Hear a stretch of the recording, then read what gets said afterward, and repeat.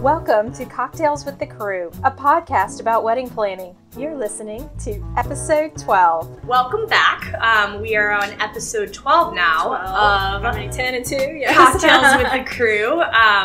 So I'm Jessica Talazac with Republic NOLA, and this is my co-host. I'm Jessica Burke with New Orleans Weddings Magazine. And so our topic for today is diversifying offerings as a business in the wedding industry. Yes. But first, as always, we're going to start with our cocktail of the day. And what do you have for us today? So we're calling this one a Sicilian Spritzer. So it's got, we used Grey Goose, but it could be really any orange vodka or citrus vodka, really. And then Campari, a little sweetener, and then this has blood orange Italian soda on top. So. I see, and you have a little garnish too. Yeah, a little lime on the side, you know. Alrighty, so. awesome. Yeah. Thank you so much. There you go. Cheers. All right, cheers. All right, and I believe we have some guests too to talk to us today. So our first guest is Stephanie Baker with Creole Cuisine Restaurant Concepts. So they have a variety of venues around town. So she's going to talk to us about how having different types of venues in your portfolio can kind of, lend to doing different types of events. So Awesome. Well, let's welcome in. Come on over, welcome Stephanie. in. So, There's a drink for you. There you go. Cheers. Cheers. Please have a seat. Make yourself at home. Thank you. This one's good. We're so glad you're able to join us. He's so bright and cheery today. Yeah, I love your yellow. Thank you so much. Well, thank you for having me. I'm excited to be here. We are so glad to have you. And tell us how long have you been with Creole Cuisine and a little bit about the company? So I've been with Creole Cuisine for a little over 8 years now. Okay. The company started out as just a daiquiri shop back in 1989. Wow. And they've just expanded and grown so much. Now we have over 30 properties. Oh my goodness. Yeah. Which is just crazy to think about, like, I know. managing all of that. But but I'm sure that has its own challenges and rewards that come with it, being part of a group like that and having so many different properties to choose from. So one of our questions for you is, how does having multiple venues, make that easier for you when it comes to sales? Actually, it's a great asset. I think that it makes it a lot easier for us to find a good fit for our clients. Each of our properties, for the most part, has a different sales manager. Okay. But if we find that what the client's looking for doesn't fit that space, we have a ton of other locations that we can recommend and put them in direct contact. So now you work a lot with Marche, and tell us a little bit about Marche and then some of the other types of venues. You don't have to tell us about all 30, but maybe top 3. What are your top wedding type venues, I guess? Sure. Yeah. So we have 10 venues, Okay. actually. Marche is my personal favorite. I'm a little biased. It's a great view, I have to say. If you haven't seen it, you really need to check it out. Yeah, it looks over the river, right on the riverfront in the French Market. So has a lot of history to it as well. Right, exactly. We're part of the historical French Market. We can hold anywhere from 50 to 300 guests, reception style, seated dinners for up to 200. And we do offer ceremonies as well. Oh, that'd be nice. So you could do a ceremony in the ballroom and then flip it while you're doing a second line. Exactly. Or a cocktail hour in Dutch Alley, which is wonderful. That'd be fabulous. Ooh, I like that. Really nice, yeah. Some of our other properties, mainly wedding properties, would be Broussards. Broussard. Oh, yes, of course, the courtyard. Exactly. Yes. And we do partner with the historical Herman Grimme to do ceremonies over there, and then a cocktail hour, and you can second line around and come back into the main area of Broussards for the reception. It's a beautiful venue as well. It is. Really it's gorgeous. And then we also offer Tomas Bistro for weddings. Those are our top 3. Yeah. Yes. Yeah, which that's a beautiful space too, right around the corner. Got a similar kind of warehouse vibe to this. Very much, yeah. So they're very distinct, though. I mean, I feel like the design and the architecture of each is very unique. Yes. So we have something for anyone's taste, which is nice. That's awesome. But the catering is all handled through Creole Cuisine, so that you get that common experience, that level of quality. Exactly. I would imagine. Exactly. Yes. Something beneficial to having so many properties within the same company is the fact that you're guaranteed to get the same level of hospitality regardless of where you go. That's always a plus. Yeah, it's always a plus. For sure. So do you have any good examples of weddings that maybe have booked with you guys that did multiple events with you? So maybe not just the reception and ceremony, but they did the rehearsal dinner or bachelorette type stuff or anything like that. Yeah, actually very often we'll do rehearsal dinner and weddings within our company. Generally that's going to be Broussard's for one, Marché for the other, or Tomas Bistro for instance. But we do have some smaller properties where we do like the Rex Room for instance. You could do a bachelorette or maybe a small welcome reception there overlooking Bourbon Street, which is a lot of fun. Oh yeah, so we're out on a balcony and get the full experience. I've even recommended and had a few groups go to Flamingo a Go-Go, just because it's kind of a fun and whimsical setting. It's got that outside patio with the truck that you can sit up on. Yeah, so I had somebody do a rehearsal dinner on the truck, and they loved it. Yeah, it's a great casual location. They've got frozen drinks on tap, which is nice. Yeah. The true New Orleans experience. Exactly. But you can really, that's one of the nice things is that you can keep them within one company. They don't have to go running around to different venues and different points of contact. Exactly. They can just call one number and we handle everything. Do you think it's important to have that parent brand over all of your different concepts? Has that helped you or hindered you in any way? Like, say, for instance, I mean, obviously when people start thinking corporate, you know, they're like, oh, corporate, but has it helped you? Well, I think that for our company specifically, it's a family-owned company, so we do retain that feeling, even though we are so large. Yeah. And I do think it's beneficial because we have so many talented people that work for us. We have such a large pool of resources that we can pull from. It also helps with our marketing. Costs. With costs. Yeah, with just costs of running a business, so you can share things with different properties and which stuff. we do often, yes. Right. That's really awesome. So I definitely think it's been a benefit for us. That's really wonderful. Yeah.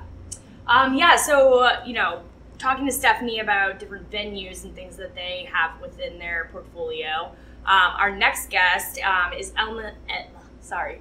Emily Sullivan, who,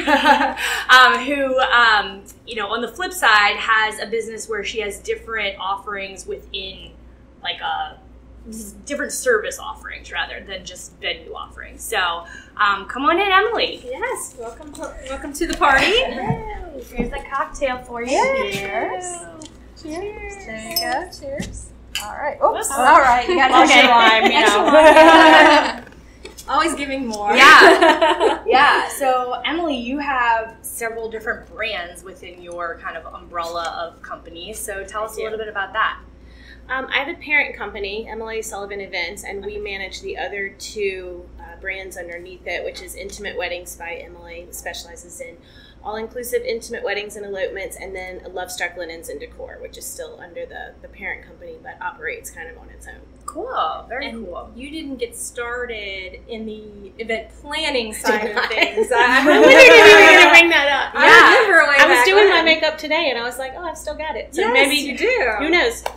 No, I started as a hair and makeup company back in 2006, so we're about to celebrate 13 years. Oh my gosh, congratulations. Thank you. That's wonderful. And we only stopped doing makeup on our 10-year anniversary, so just 3 years ago. Wow. Makeup. Yeah, see, I didn't even know that at all. Yeah. And, you know, I know you guys for doing just like epic, amazing events and stuff. So, interesting to know. It just shows how many different sides of this business there really are and how, you know, sometimes the demand leads you to doing these different things. Exactly. So is that kind of how you ended up kind of branching off and doing some different aspects of your business? Was it mostly just by people coming to you asking for those things? Well, I watch the market. I mean, I'm a businesswoman before anything else, so I watch what people are asking for and the market trends, and then I go in that direction. I think it's particularly important in a market like ours, who's very competitive and almost saturated in some areas, that you're kind of being a trendsetter and looking for what you can do next to just maintain your level of income, in my case. That's something a lot of people don't think about. You think you can just stay doing what you're doing, and the wedding and the event industry in general is evolving. Always. And, I mean, always evolving. You've got to always just in the last 5 years, the changes have been dramatic. What have you noticed on the business side in the last 5 years? Just from I mean, even in the last 13 years, I think about the kind of clients I was working with when I first started, and the kind of clients I'm working with now is totally different. Yeah. But I think that I just noticed that people are asking, particularly when it came to intimate weddings, we were getting a lot of leads for that, and they couldn't afford our full service planning fee. So we're like, how do we make this work for them and still retain enough of an income that it makes it worth our time doing? And I think that's what you have to look at. Like, when you're adding additional things, is it worth it? Beneficial. Time and money. I mean, that if you're not making money, which is ultimately why we stopped doing hair and makeup, because at the end of the day, it didn't increase our business enough to do it, although it was way more fun. It's a lot of fun. Right, yeah. But you have to balance out, what actually brings income into your business and what you enjoy. Exactly. I think that's for everyone in their kind of work-life balance, is like figuring out, what can make you money and what can make you happy. Exactly. This is one I don't know if I even know the answer to. I know you got started in the makeup. When did you start doing the event planning? So about a year after we started hair and makeup, and it really was just by chance, and I tell my clients this story all the time, that one of my makeup clients said, you really got your shit together, and will you be my day of coordinator? And I was like, well, that's not something I have ever considered doing. And honestly, it was like a fish out of water the first time. I was like, what is happening right now? But I think hospitality is kind of my gift, and so it just was an instant click. Yeah. And so that second and third year, we were like tripling our business every year for the first 3 years, which phenomenal. Different story, but that's going too fast. So how did you branch into linens? I think I kind of have an idea, but I would love to hear your version of how you got into the linen side of this thing. Well, as designers, we were I found that we were just bringing them in all the time. We were having them shipped in constantly over the weekend because I couldn't get what I wanted locally.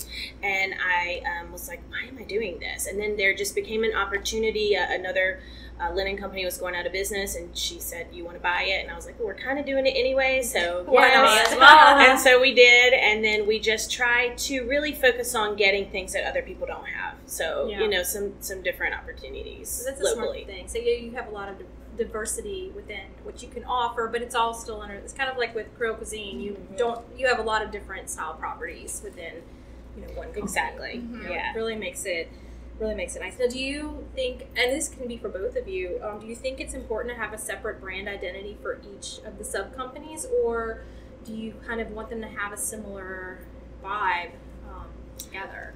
I want them to all have a similar vibe in my case, because our brand is based around me. And so I think when people come to us, it's because they're looking for me. Yeah. And so that's why even our intimate weddings, which I don't have as much of a hand in, it's still, that you're getting the service that I would have given you for full service planning, because I vetted that process. So, so for having, me, those same core values, but you're obviously going after kind of different markets with those different things. So you're getting a certain quality, even if you're not working with me directly. So now when you say intimate weddings, tell us how you define an intimate wedding versus one of your Emily Sullivan events. So intimate weddings are 50 people or less. Okay, so 50 guests. Yes, we've even had elopements that have gone up to like 6 to 10 guests. Oh, and we just consider it elopements because it's just a ceremony, not reception typically. Okay. But they all look different. Yeah. But typically 50 and under. So is it a lot different amount of work with that number of guests, or is it what is the differentiation other than the guest count for you? So what we've done is really kind of taken the guesswork out of it. We have, like, for instance, we're working with one for May of next year, and we are like, what's your style? What are you looking for? And then we hand her these 3 proposals that she can choose from. So it's not a hand by hand, holding hands planning process. It's I like this, this, and this, and then we put it together and they get to choose it. Oh, that's pretty awesome. Yeah, so it's for people who want to take the headache out of wedding planning. Oh yeah, and who doesn't want to take the headache out of wedding planning? Seriously. Sometimes people just really just I really envision myself having an intimate wedding, honestly. They're so sweet and just all your friends are there. As a wedding planner, I think about that all the time. I'm like, if I ever did it, I would want it to be so just small and simple. I think I and had 60 guests. Yeah. At the wedding. Yeah, you Yes, were I was there. You were there. yeah. Just because we still do try this to for a sell brunch living and weddings. see all the over the top and all the headache that can go into it, Yeah. but then. Well, we didn't exactly go small. Just not a lot of people. Yeah, you can go big with less that's people. why I was asking. And most are, honestly. Yeah. And I think when you free up your guest count a little bit, you can kind of really dig into the quality because you have more money budget per person. allows, right? Yes. Exactly. Yeah, I mean, we had an amazing brunch. I mean, It was so good. Oh, It was so good. It was custom. The very giant first, groom's cake. Yeah. Oh my gosh. Yeah, we made it look like the Superdome. Oh, and wow. This was back when Peyton was still, not allowed to coach the Saints, and so we had a little Sean Payton with a paper bag over his head. And it was really funny. It was a lot of fun. But yeah, it was our, I think, one of the first brunches that the Chicory had done. Yeah. Yeah, it was really. Me too. Oh, it was. I love brunch. I love brunch I too. do too. I just had a can't go brunch wrong. tasting at Marche and it was Oh. amazing. It was really I good know. food. I've done a few brunch weddings now, and honestly, I feel like their menus are the most fun. It's the to plan. trend that needs Yeah. to keep It going does. on. Yeah, I love it it. does. Yeah. So now we were talking about packages, obviously, for this. Like, what kind of packages does Marche do packages? Or Creole Cuisine in general? Tell us a little bit about how you work with your clients. So all of our venues do have different packages Okay. based on the menu that location can Facilitate. exactly. Marche in particular is very flexible though. Okay. Since we are just a venue, it makes it a lot easier for me to Ah. customize, and we've been doing that a lot lately. I started a late night snack menu. Oh. Really, that started based on clients coming to me and saying, "This is what I want. Can you produce it?" Yes. And so we just put it all together, and now we have a huge Yeah. list. Really Love good it. stuff. That's awesome. Love Yeah, it. that's similar to us too. At Republic, we a lot of times we'll wait and see what are people asking for all the Mhm. time, and then we'll end up adding it to our menus because if the demand is there, then why not offer it? And then you'll see Right. people just start choosing it all the time. Mm-hmm. And New Orleans is such a brunch town. It know? is. I mean, Yeah. between the courtyards late night. and then Yeah. Right. or you just And stay up and then everything. just go straight. And party all the bar. time. As long as there's food and drink. Yes, it's get gonna the be- Bloody Marys and the mimosas Right. ready when you walk in the door. You're fine. Exactly. Yeah. So just out of curiosity, I mean, even though you probably market yourself as a whole concept, do you do any differentiation when you market? Do you target different areas? Obviously, if you're doing smaller events, that's one thing. But how do you target your marketing within those? It's been a bit of a struggle for intimates, honestly, because there is no market for it. We're kind of, leading the way on that. So there's not, if you were to go do online advertising, it's not broken up by intimate weddings. Yeah, it's Well, not most exactly of the a time, category. elopements aren't looking for a planner. So it's where do they find us? But Yeah. we do have a different social media for every brand. So every brand has its own social media, its own website, but they all link to each other. So if you go to the Emily Sullivan event site, you're also going to see intimate weddings. What that other we would stuff look you to. offer, right? Exactly. Yeah, and I would assume that you were all linked to within Creole Cuisine. We are, yeah, very similar. Our Creole Cuisine our Creole Cuisine Restaurant Concepts website has links to all of our different properties. Okay. Each of them has their own website, their own social media accounts, but you can always link back to our parent company. Yeah, that's. Do you encourage discounts by people adding multiple services or multiple events through you? So we do offer upgraded services Mhm. based on events. If guests will do multiple events with our company, they have to spend a certain dollar amount at both locations.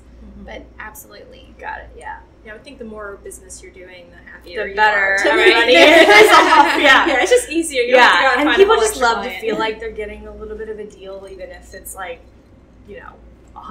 They're Right. just happy to Right. Yeah. feel like they're Who getting doesn't a deal. love that? Yeah.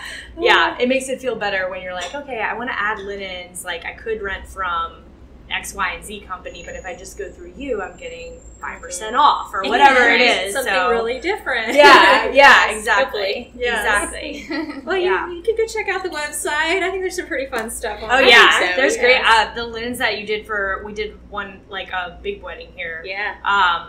That was insane. It was It was insane. it's like an 8-hour, 9-hour wedding. Oh, it was long. Insane. But the linens and everything were just gorgeous. Oh, Really pretty, yeah, so we just I remember when y'all wheeled them in on like a cart. I was like, yeah, these are beautiful. Yes, that's one of my favorite ones.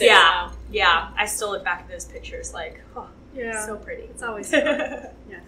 Yeah. Good to do fun ones. Yes. Well, I'm so glad y'all made it today. We're so happy we got to talk to y'all about your different brands that you have and working with brides on multiple platforms in here. And, just want to say thank you for coming and then do a little cheers. Yeah. Cheers. And we're going to say bye to everybody. Thank you so much for joining us for episode 12 of Cocktails with the Crew. We will look forward if you would like to follow our wonderful guests. Please tell us your Instagram. You can follow at Emily Sullivan Events and you'll see the tags to the others. Okay. And at Marche NOLA. Awesome. So thank you so much. Please rate us on iTunes if you don't mind. And we're on a bunch of different platforms. So anywhere you want to give us a thumbs up, we will take it. Come back next week for episode 13. We have some great stuff happening. Thanks, and y'all have a great evening. Cheers.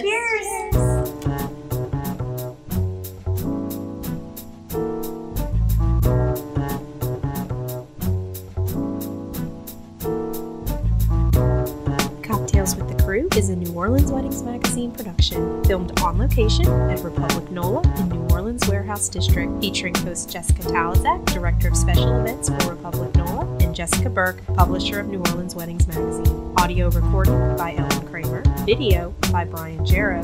Theme music, Blues Genius by Steve Fox. Copyright 2019, New Orleans Weddings Magazine. Grab a copy of the latest edition of New Orleans Weddings Magazine at a store near you, or have a copy mailed to you. Visit thenowbride.com and click on Get a Copy. That's thenowbride.com. Happy planning from the New Orleans Weddings team.